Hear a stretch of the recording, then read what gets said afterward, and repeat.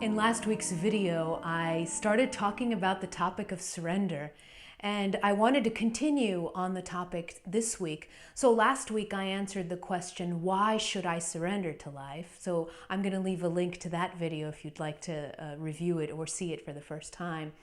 And this week I want to go into another question about surrendering to life, and that is, how do I surrender to life? And this is a really hard question sometimes for people, especially if you've been operating under the illusion of control for so many years, and so many of us do this, and I did this in my life for so many years, that when it was time for me to learn the art of surrendering, I didn't even know where to start because I had operated under the illusion of control for so long. And it's really hard sometimes to open your hand and let go of the tight grip that you hold on life. So I'm going to answer the question today. I have two things to talk about. There are two statements that I use that really helped me, two mantras, and I wanted to talk about them today. So the first way in which to surrender to life is to begin to feel the power of life. So we usually give up control when we trust someone or something else, right? So trust breeds surrender. So start thinking about this. If you really, really want something for your life, let's say you can envision something with your mind. Now think about this. Look around you. Life, the universe, it is glorious. It is all that is. I call the universe sometimes all that is.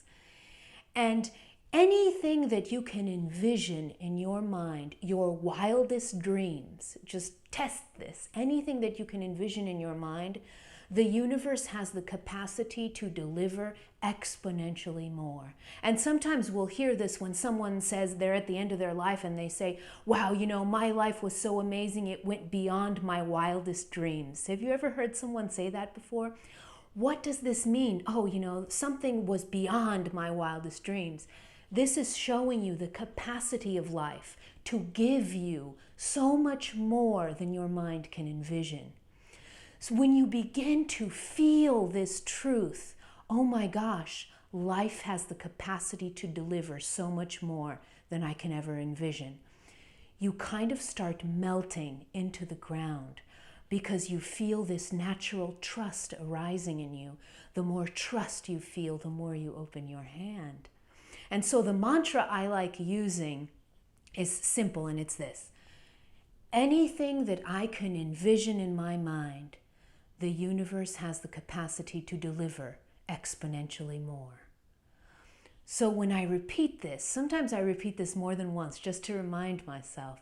When I repeat this mantra or a variation of it, I start to begin, I feel this peace and this groundedness in me. So that's the first thing, feel the power of the universe. The second thing is live in a non-attached way. So what does that mean? It means just literally open your hands, let go of that tight grip that you have on life. Now, how do you begin? A lot of people talk about living in a non-attached way. How do you begin to live non-attached? And the mantra that I like to use, it's a really powerful mantra and it helped me a lot, is simply this. Everything in my life is borrowed. Now, just let this statement sink in a little bit. Let this mantra sink in. Everything in my life is borrowed. Once you really begin to live these words, that really essentially is what it means to live with an open hand. Now you can protest and you say, well, that's kind of dumb. Well, I don't borrow my house. I own my house. I own a car. And what I would answer was, okay, so let's say you own your house. And let's say you're driving home from work one day, you pull up to your driveway, your house could be burned to the ground. I say this laughing, but things happen. From one minute to the next, something that you say is mine can just disappear, right? So why not live life in this constant kind of open-handedness? If you feel this truth, everything in life is borrowed, then suddenly you begin to let go of things.